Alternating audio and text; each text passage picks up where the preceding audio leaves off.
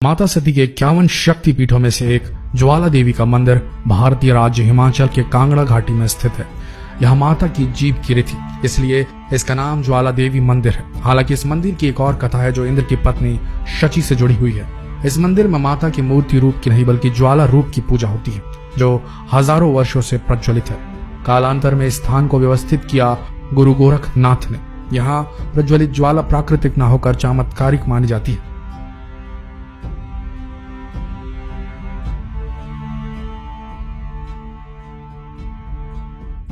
मंदिर के थोड़ा ऊपर की ओर जाने पर गोरखनाथ का मंदिर है, जिसे गोरख डिब्बी के नाम से जाना जाता है। सतयुग में महाकाली के परम भक्त राजा भूमिचंद ने स्वप्न से प्रेरित होकर यहाँ भव्य मंदिर बनवाया था।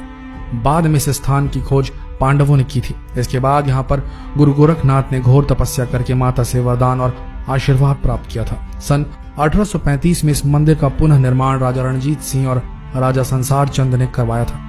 कहते हैं कि माता के उत्सव के दौरान हिमाचल के नांदौन ग्राम निवासी ज्वाला देवी की एक भक्त ध्यानु हजारों यात्रियों के साथ माता के दरबार में दर्शन के लिए जा रहे थे। इतनी बड़ी तादाद में यात्रियों को जाते देखकर अकबर के सिपाहियों ने चांदनी चौक दिल्ली में उन्हें रोक लिया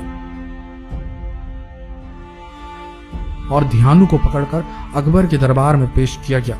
अकबर ने पूछा, तुम इतने सारे लोगों को लेकर कहां जा रहे हो? ध्यानु ने हाथ जोड़कर विनम्रता से उत्तर दिया कि हम ज्वाला माई के दर्शन के लिए जा रहे हैं। मेरे साथ जो भी सभी लोग हैं वे सभी माता के भक्त हैं। यह सुनकर अकबर ने कहा, यह ज्वाला माई कौन है और वहां जाने से क्या होगा?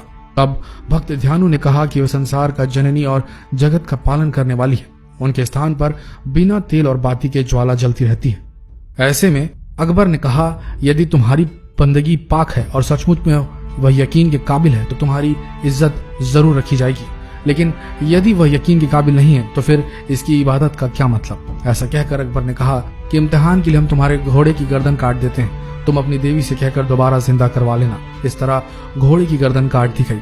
ऐसे में ध्यानु ने अकबर से कहा कि मैं आपसे 1 माह तक घोड़े की गर्दन और धड़ को सुरक्षित रखने की प्रार्थना करता हूँ। अकबर ने ध्यानु की बात मान ली। बादशाह से अनुमति लेकर ध्यानु माँ के दरबार में जा बैठा।